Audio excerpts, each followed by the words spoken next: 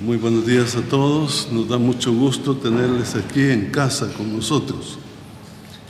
Agradecemos su presencia. Voy a dar lectura al pequeño comunicado que hemos preparado para este día.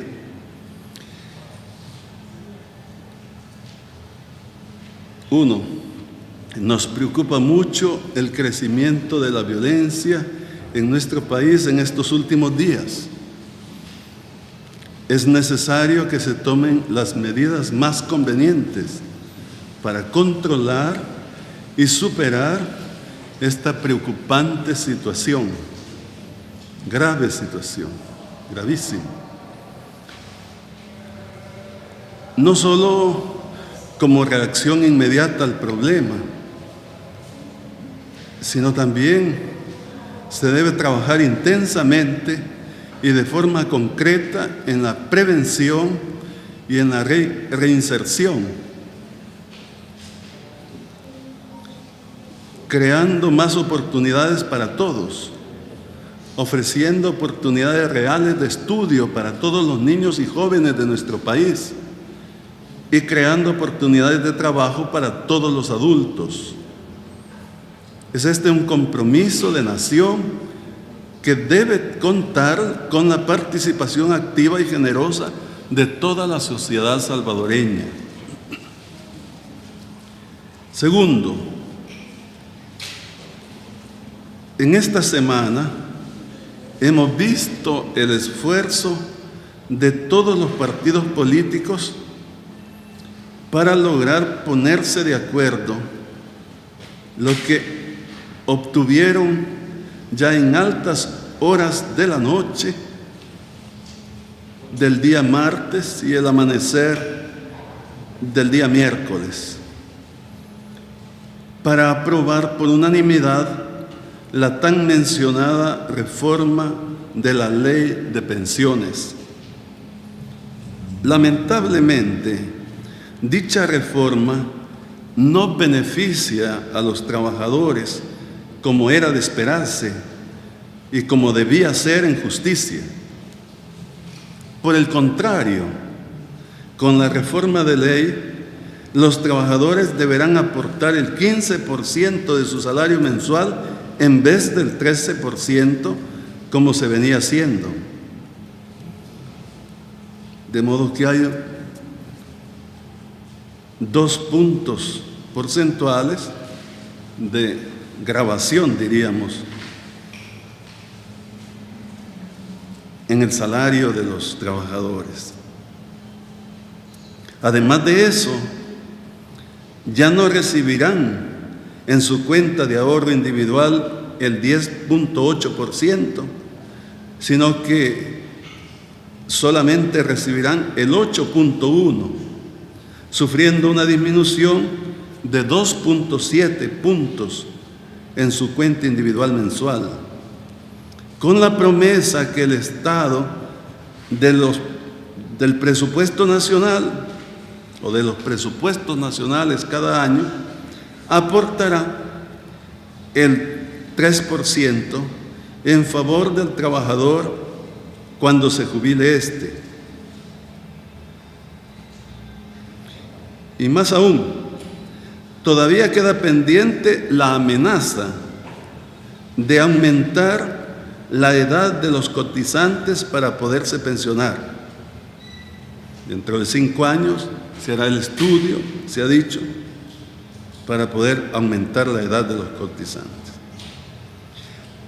Aunque fue este un acuerdo unánime de los diputados y el decreto fue sancionado inmediatamente por la Presidencia de la República, pedimos, sin embargo, hoy, por el bien de los trabajadores salvadoreños, se reconsideren estos puntos de la reforma de ley y que en vez de gravar más el bolsillo de los trabajadores, se disminuya la comisión de las AFP y de las aseguradoras, y que el Estado, en vez de beneficiarse de los fondos de los trabajadores, sea el garante de respeto de dichos fondos y brinde el apoyo necesario, procurando la mejor forma del crecimiento de esos fondos con sus intereses, de tal manera que sirvan para una pensión digna para todos los trabajadores, y no solo para el 20% o el 25% de los trabajadores formales como está hoy, y que deja afuera el 80% de dichos trabajadores y además la totalidad de los trabajadores informales, que están siempre descubiertos. Tristemente, siempre ha sido así y sigue en la actualidad. Es de desear que todos los trabajadores tengan cobertura en su pensión, tanto los formales como los informales, todos. Tercero, al iniciar el mes de octubre, que es el mes del Santo Rosario, pedimos a Dios, por intercesión de María y por intercesión de nuestro beato Monseñor Romero, pedimos por el bien de nuestro país. Que Dios nos bendiga a todos. Muchas gracias. Si hay algunas preguntas, con mucho gusto contestaremos. Buenos días, Monseñor. Buenos días a los medios de comunicación. La primera pregunta está para la periodista Carolina Negativa de Radio Sonora. Muy buenos días, Monseñor. Buenos días. Ya usted mencionaba el presidente del comunicado, la Iglesia está preocupada por la escalada de violencia. Recién finalizamos uno de los meses considerados, pues, estamos a la espera de las cifras totales, pero el más violento del año, en medio de una San Salvador militarizada y de opiniones encontradas entre la población. Quisiéramos conocer la posición de la Iglesia en torno a esto y qué esperarían del gobierno para que se cambie el discurso que se repite una y otra vez, no hay tregua, las estrategias van a continuar. ¿Qué esperarían ustedes para garantizar finalmente la seguridad de la población? Sí, muchas gracias por la pregunta. Como usted dice, ya lo hemos expresado en el comunicado, estamos sumamente preocupados. Es una preocupación muy sentida de la Iglesia, y no solo de la Iglesia, es la sociedad en general. Esta es una situación gravísima que tiene que resolverse cuanto antes. Las medidas que se han tomado seguramente ayudan para resolver la situación, pero no son suficientes. Algunas, yo sinceramente no las entiendo. El sacar las tanquetas y los tanques de guerra para exhibirlos en los parques, no lo entiendo, no alcanzo a comprender cuál es la intención. Si es para que la sociedad se sienta segura, pero esa no es forma de atacar el problema. Si es verdad que la sociedad ha expresado su beneplácito de tener cerca agentes de seguridad, policías y soldados, pero no me parece que la gran tanqueta, etcétera, sea la manera de enfrentar esta situación. De todos modos, eso es técnico, diríamos, y ya son los expertos los que tienen que decir. Pero ciertamente tiene que haber la mejor forma, tiene que estudiarse la mejor forma para combatir el crimen organizado, perseguirlo y combatirlo efectivamente, pero no basta eso, como hemos dicho. Tiene que haber también un plan a mediano y largo plazo, pero efectivo, donde de verdad cambian las cosas. Porque una de las causas fundamentales de la violencia es la exclusión social. Y vea que las zonas más pobres que sufren más violencia siguen siendo excluidas por la sociedad, sumamente excluidas. Los niños ahí no tienen ningún apoyo de nada, ni siquiera en la salud. ¿Cómo viven esas personas? es necesario cambiar la cara de esos lugares. Ahora bien, yo digo que no solo es el gobierno el que tiene que actuar, sino el Estado, más aún la nación, entendiendo la diferencia entre Estado y gobierno. Como todos sabemos que el Estado incluye los tres poderes, el gobierno pues es solamente el poder ejecutivo, pero además de eso también la sociedad, y son necesarios recursos, suficientes recursos, y hemos visto constantemente bloqueos, y entonces si no hay los recursos es bastante difícil. Yo sinceramente no entiendo por qué se bloquean fondos para la seguridad. Me dirán que porque no se hace buen uso de esos fondos. Pues que los vigilen, que los aprueben y que haya la constante vigilancia de esos fondos y la manera como se emplean. Pero solo bloquearlos por bloquearlos estaríamos afectando a la población. Habrá que reflexionar ese punto. Ojalá se pueda avanzar, que se puedan usar los fondos necesarios y que se dé el uso conveniente, con todas las auditorías y todo lo que usted quiera. Eso estamos de acuerdo, pero no que se bloquee, que porque posiblemente otros fondos no han sido bien invertidos, ahora no aprobamos. Entonces, ¿cómo se va a solucionar? ¿Cómo vamos a cambiar la situación de esos lugares? Son temas complejos, difíciles, yo sé, pero si hay buena voluntad, se resuelven. Y yo demandaría eso, con todo respeto, a todos los funcionarios de los tres órganos del Estado y a toda la sociedad. Unirse, que nos unamos todos para hacer, como dijéramos, un trabajo conjunto verdaderamente efectivo y que beneficie a la nación.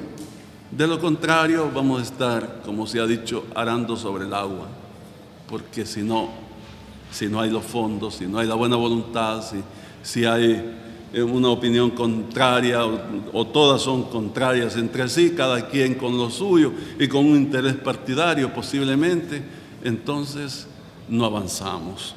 Ojalá que podamos avanzar efectivamente por el bien de la nación. Y al final, le diré, esto va a beneficiar también a cada partido político, porque la nación quiere eso, que haya armonía, unidad, para hacer un trabajo conjunto verdaderamente efectivo. Para concluir mi pregunta, a raíz de estas dudas que tiene la Iglesia y las críticas que hace a la clase política, ¿ustedes considerarían que el problema de la violencia se ha salido de las manos? Yo sinceramente ya esas respuestas las dejo a los técnicos, porque me considero incapaz como para decir, mira, ahora la violencia está a este punto. Primero, no tengo el conocimiento exhaustivo de la situación actual. Nosotros somos pastores, nosotros andamos en las comunidades, vemos el sufrir de la gente y las acompañamos, pero ya la medición de cada fuerza contraria, diríamos, al gobierno o a la sociedad, no lo tenemos. Entonces no sabría yo decir. Lo que sí es cierto, y en esto estamos de acuerdo todos, que la situación es grave y que se necesita una respuesta también a su medida. Además, las causas son múltiples, multifactoriales, diríamos. Entonces es necesario que la respuesta también sea así, múltiple, para atacar todas las causas. Y bueno, emplearse a fondo. Cuando se hacen las estadísticas, este es el mayor problema que la sociedad expresa, la seguridad. Entonces vale la pena que toda la nación y por supuesto el Estado en pleno con sus tres poderes se empleen a fondo para que esto se solucione. Pensar que ya se salió de las manos o no se ha salido me parece después de todo como inoficioso, ¿sabe? Porque si ya se salió de las manos, con mayor razón hay que buscar la solución. Y si no se ha salido, pues de todos modos, pero de brazos un país no puede cruzarse, porque entonces estaría perdido. ¿Ya para qué? habría que apagar la luz y marcharnos porque ya no hay nada que hacer. Y eso no lo puede permitir un país, menos El Salvador, que se caracteriza por ser un país valiente, aguerrido, trabajador, noble. No puede darse por vencido. Entonces es cuestión de unir esfuerzos. Pero repito, yo sin querer negar la respuesta, no me considero capaz de decir a qué nivel está la agresión, diríamos, la violencia, y que cuánto el Estado puede hacer frente o cuánto no. Es técnico eso, pero el punto es que esté al nivel que esté, el Estado y la sociedad tienen que responsablemente salir adelante, vencer este problema, para el bien de todos.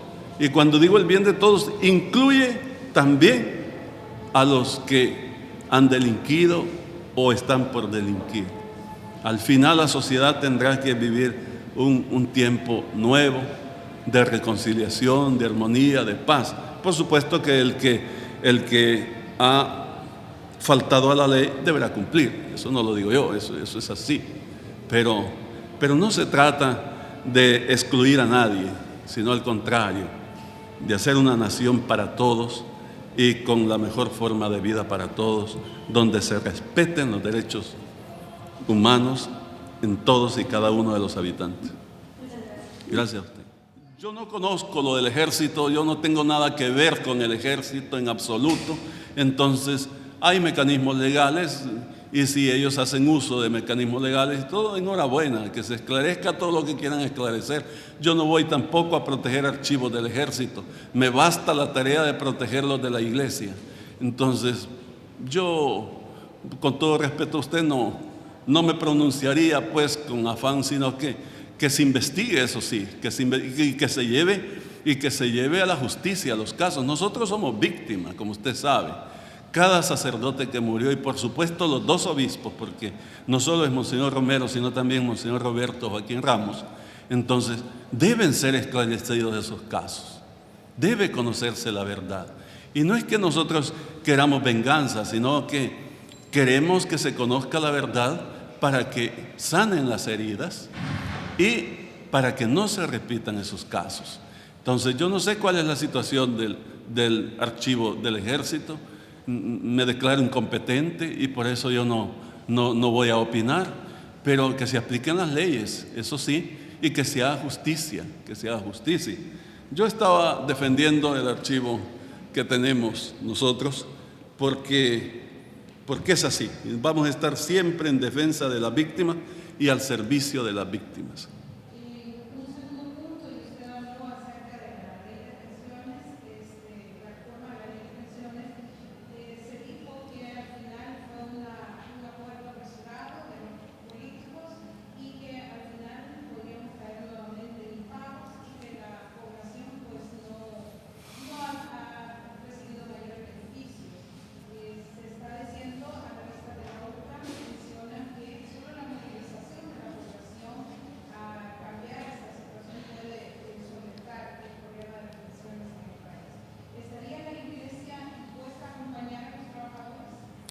Vea, si es que la iglesia, me va a disculpar, no es que quiera yo decir más de lo que es la iglesia, pero es la mayoría de esta población. Si usted quiere, la mayoría de los trabajadores son de la iglesia. Entonces, pero los que no son de la iglesia por igual nos preocupa por temas de justicia. Y no solo la iglesia, sino que las demás iglesias, los demás credos, me imagino que estarán en lo mismo. Nosotros compartimos totalmente esas observaciones que ha hecho la UCA y otras entidades, tengo entendido, que se han pronunciado de alguna manera, diciendo pues que no se resolvió como se esperaba, tristemente. Nosotros somos del mismo parecer y entonces, por supuesto que apoyaríamos cualquier acción pacífica en esa dirección. Es muy triste porque, mire, los trabajadores, en su gran mayoría, a excepción de esos que han tenido y siguen teniendo, según entiendo, grandes pensiones, grandes pagos de pensiones mensuales, la mayoría es gente pobre, con sus pensiones muy limitadas, y que ahora se les exija pagar el 15%, mire qué beneficio, y que se les abone 2 puntos menos, otro beneficio, entre comillas, qué sarcasmo. Entonces, qué lástima, qué lástima. Y bueno, sí es cierto que se le quitaron 0.3 a las AFP y aseguradoras, pero todavía queda un 1.9 que es mucho, mucho dinero. Es injusto. Además, todo lo que cobraron antes, que fue injusto, ese enriquecimiento que se hizo. Y yo no alcanzo a entender, no lo digo por un gobierno, sino por todos los gobiernos que han hecho lo mismo, ¿por qué hacer uso del dinero de los trabajadores para solucionar sus problemas de presupuestos y de deudas estatales? No alcanzo a entender.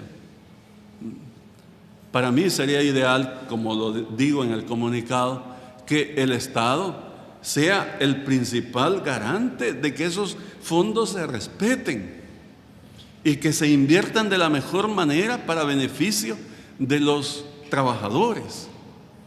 Y además que el Estado haga los esfuerzos pertinentes para que el beneficio venga dado a todos los trabajadores, no el 20 o el 25%, que solo esos en la práctica reciben el beneficio, los demás no. ¿Y dónde quedan los trabajadores informales? Las personas que trabajan en su propia casa, como las amas de casa, las señoras que cuidan a sus niños, etc. No es justo, no es justo, no puede ser. No hay entonces la igualdad de derechos que tanto se pregona.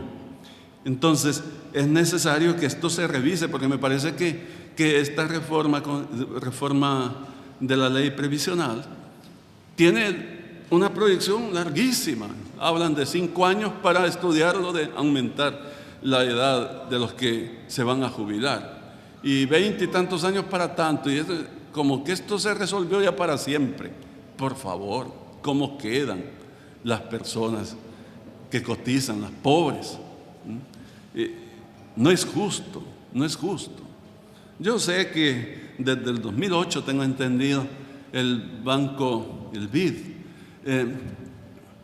ya sugería que se aumentara estos puntos del 13% al 15% a los cotizantes. Y también me parece que está ya sugiriendo y proponiendo, exigiendo que se aumente la edad para los que se van a jubilar. Sí, pero no es justo, no es justo. Y entonces la iglesia, como yo dije en repetidas ocasiones aquí, alguien me preguntaba cuál era la posición de la iglesia. La iglesia está con los trabajadores y nosotros vamos a hablar siempre en favor de ellos, porque es un tema de justicia. No podemos callar, no podemos callar. Entonces, que si vamos a apoyar alguna acción que se haga en esta dirección, por supuesto, por supuesto. Entonces, ojalá que pongan atención las autoridades. No es esta reforma, entiendo yo, pétrea. Entonces, ¿por qué no admitir que los trabajadores no fueron tomados en cuenta en estos beneficios? ¿Por qué no admitir que en esta fiesta los dueños de la fiesta no fueron invitados? Porque al final es el dinero de los trabajadores. Lo digo con todo respeto y solo porque quiero el bien de todos. No me interesa hablar mal de nadie, sino que este es un punto de justicia. Yo sí los invitaría, con el máximo respeto posible, les digo, a que reconsideren esta reforma y que no esperen que pasen 5 años, 20 años, 40 años para que esto se vaya cumpliendo. No es justo tratar así a los trabajadores. Gracias a usted, muy amable.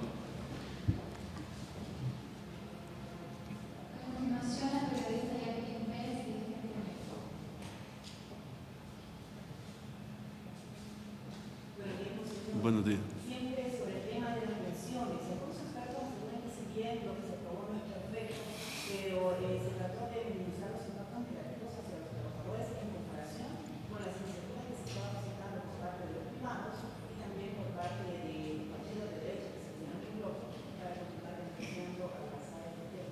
Ahora, ¿Iglesia habría algún llamado para que se apruebe una reforma integral de solución a los conflictos?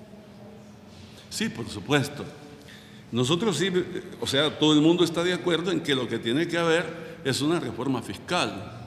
Y algunos han opinado que por ahí habría que haber comenzado, no por la reforma de las pensiones.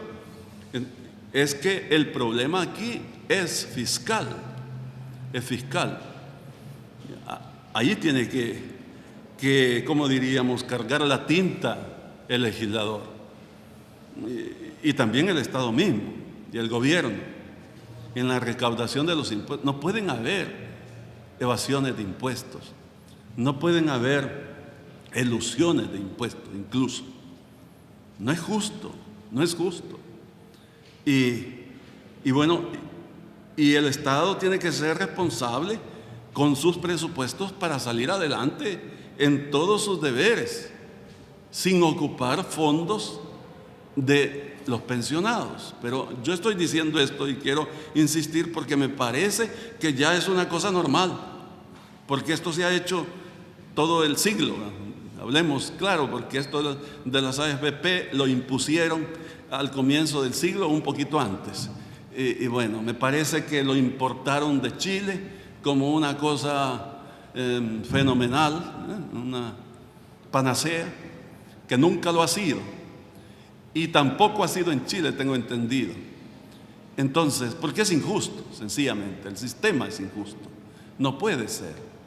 Y sin embargo, aquí no se alcanza a superar. Es un punto con las AFP. Pero el otro punto, que el sistema mismo ha establecido como un proceso normal, es que se ocupen esos fondos para resolver las deudas del Estado y los problemas fiscales del Estado. No es justo, no es justo. Estamos mal en una y otra cosa.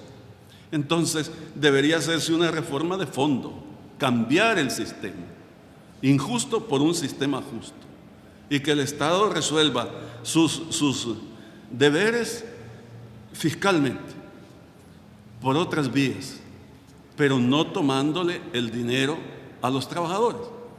¿Por qué se los tomamos a los trabajadores? Porque son pobres, porque no se pueden defender, porque están a merced de lo que la ley establezca. No, eso no es justo. Eso no es justo.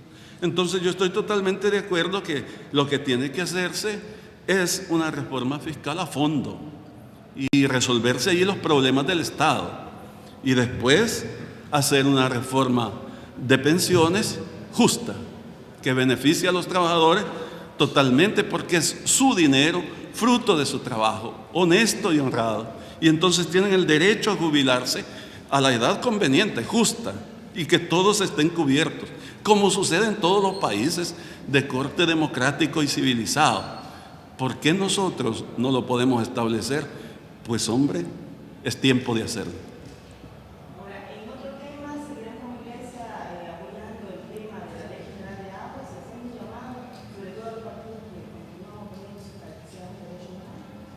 Sí, por supuesto.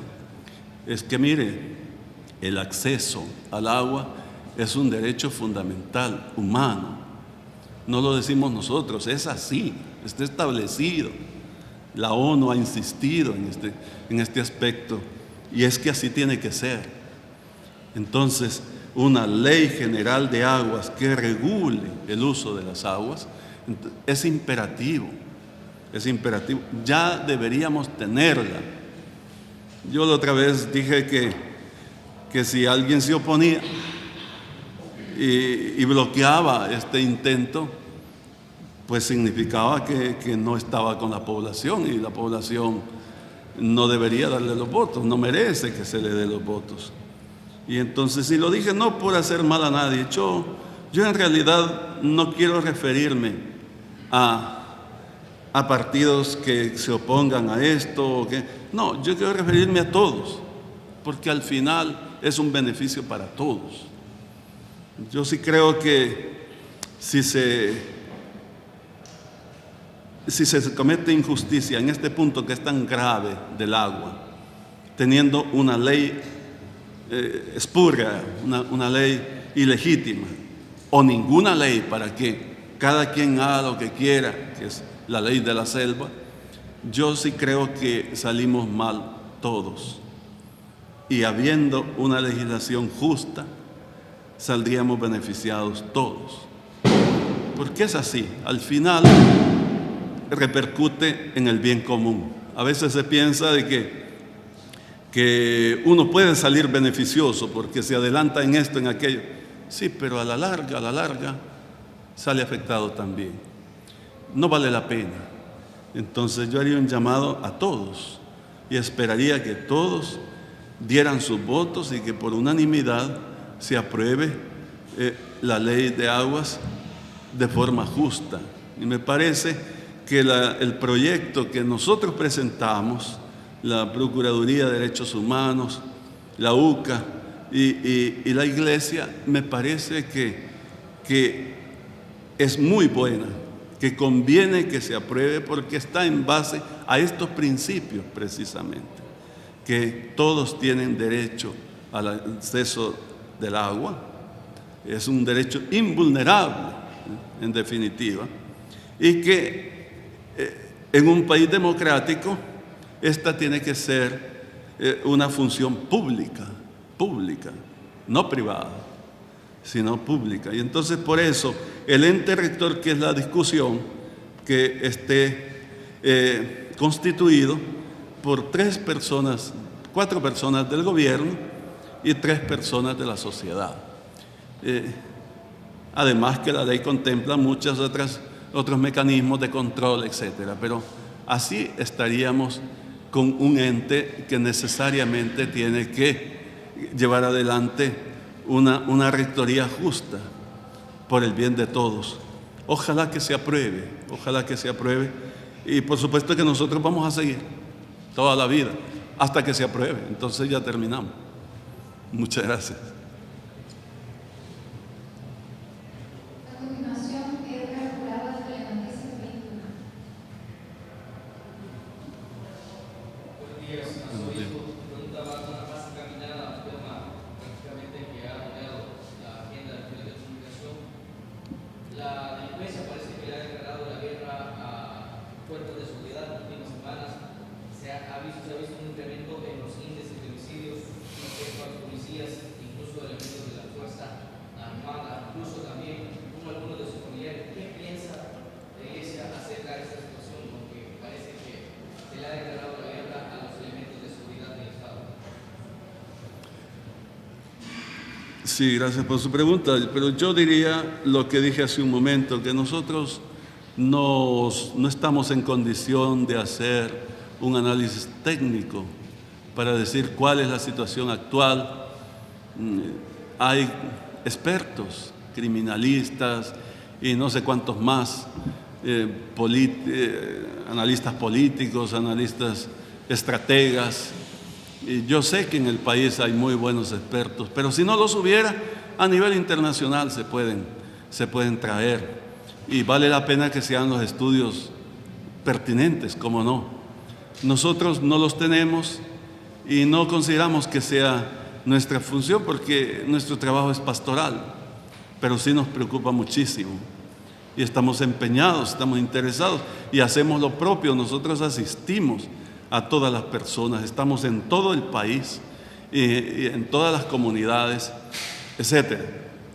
Pero ya ver estos detalles, de todos modos, cualquiera que sea la situación, El Salvador tiene que salir adelante, no se puede acobardar, en definitiva, tiene que responder.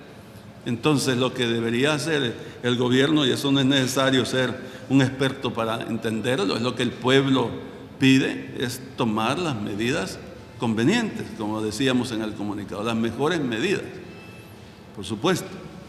Pero yo insisto en que no solo para combatir el crimen y neutralizarlo, porque el problema sigue adelante. que tienen que combatirse las causas del problema. Las causas del problema. Y entre ellas, ya decíamos, la discriminación social, pero también la impunidad, también la injusticia, la idolatría del dinero.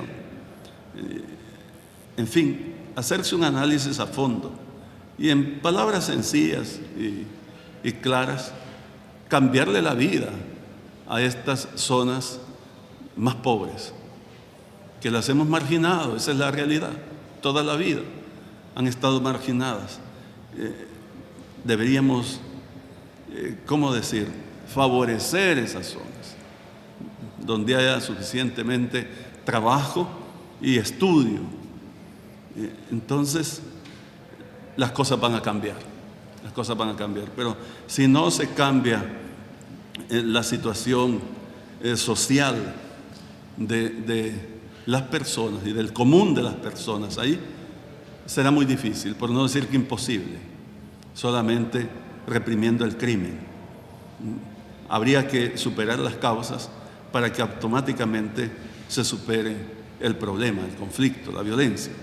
Eso es lo que yo diría. Tal vez no sea una solución muy rápida, está bien, de medio tiempo o de largo tiempo, medio plazo o largo plazo, no importa, pero también medidas inmediatas.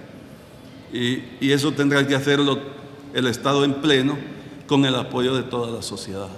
Ojalá que se trabaje, pero yo en realidad no puedo decir a qué punto estamos de la violencia porque sería irresponsable de mi parte. Entonces, lo que yo sí creo es que un pueblo que se une con el mejor interés, con la mejor voluntad, va a salir adelante, y con la ayuda de Dios, por supuesto. Y yo sé que son tantas las personas que están orando al Señor. Como el salmista dice en el Salmo 26, si el Señor no guarda la ciudad, en vano vigila el centinela. Salmo 126. Entonces pidamos al Señor, pero también hagamos lo propio. Y esto se va a resolver. No importa en el nivel que estemos. Lo importante es resolverlo cuanto antes. Siempre en esta línea, arzobispo, se dice que los pandilleros han aumentado la cifra de homicidios en este año para presionar al gobierno a realizar una nueva negociación, una tregua. ¿Qué piensa la Iglesia de que se está rumorando bastante de que puede verse otra vez otro intento de una tregua? ¿Cuál sería la posición de la Iglesia respecto a este tipo de negociaciones con delincuentes? Mire, yo tengo que contestarle lo mismo que le contesté hace un momento, que yo no tengo informes, no me doy cuenta, no sé con qué intención están ellos actuando de esa manera, no sé qué persiguen. Entonces yo no puedo contestarle eso. Ahora, si usted me hace la pregunta, que ¿qué opinamos si se pudiera hacer una tregua como la que se hizo anterior? Me imagino que más o menos es lo que usted me está preguntando. Pues yo creo que está ya a estas alturas sumamente claro que es ilegal, que eso no puede tener lugar en la forma que se hizo. Nosotros por nuestra parte como iglesia nos pronunciamos en su momento cuando todavía muchas personas creían que la tregua era un proceso bueno, válido. Ahora me parece que ya nadie con buena voluntad lo defiende.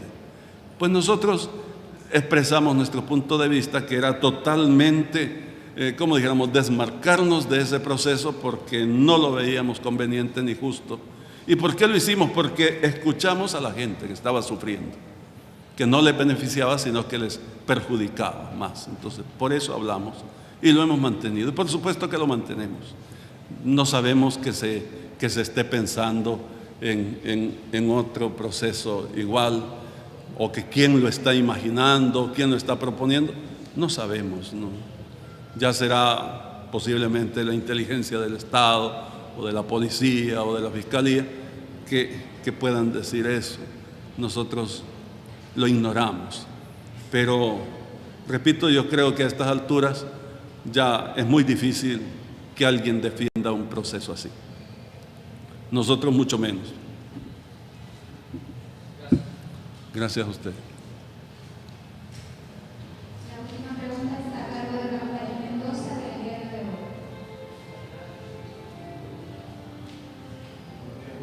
Buenos días. El año pasado el gobierno presentó el presupuesto, el proyecto de presupuesto federal de la nación, y el diálogo compartimos como era señalar que este presupuesto viene vinculado a ese medio y desbalanceado, y que hay un déficit de $500 millones, por lo menos, que van a tener que hacerse pagar con pensiones a futuro, con préstamos a futuro, y que no se ha proyectado exactamente la cifra de la que se va a gastar.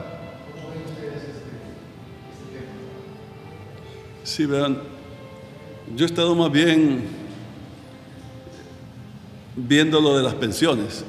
Digo, la verdad, no me he interesado mucho en ese aspecto. Pero creo que cuando el gobierno, esta es la mecánica siempre, presenta su presupuesto, es para discutirlo en la Asamblea. Antes de aprobarlo tiene que haber un debate. Entonces me parece que si están en ese debate, es lo propio. Para eso es la Asamblea, por eso es Parlamento. Entonces tendrán que debatir y llegar a la mejor conclusión. Y yo creo que si se tuviera una reforma fiscal bien hecha, sería más fácil lo de los presupuestos. Y posiblemente, y ojalá no se tocara fondos de las pensiones, como hemos dicho hace un momento. Sin tener una reforma fiscal posiblemente sea más complicado. De todos modos, yo no intervendría en el debate que están haciendo. Primero porque no conozco, no tengo conocimiento sinceramente del presupuesto, solo las notas que ustedes nos presentan en los periódicos, en los demás medios de comunicación. Y segundo porque si lo están debatiendo, están haciendo lo propio. Esperamos que se apruebe como debe ser el presupuesto, eso sí, ¿verdad? Para no caer en lo mismo que se cayó la vez pasada, etcétera, etcétera, etcétera. Y lo que nos preocupa es siempre el que los trabajadores no reciban su salario. Es muy grave. O caer en un impago. Eso no puede ser. Y la nación no merece que se le haga eso. Y el llamado lo hago no a un grupo o a otro de diputados, sino a todos, porque al final es responsabilidad de todos que las cosas funcionen y que funcionen bien. Esperamos que el trabajo que haga la Asamblea sea el pertinente y que también el Ejecutivo, para que el presupuesto sea verdaderamente bueno para todos. Yo lo dejaría así. Sería más bien muy respetuoso de lo que están haciendo y con la esperanza de que todo salga bien. Muchas gracias. Gracias a todos, muy amables. Gracias, maestro.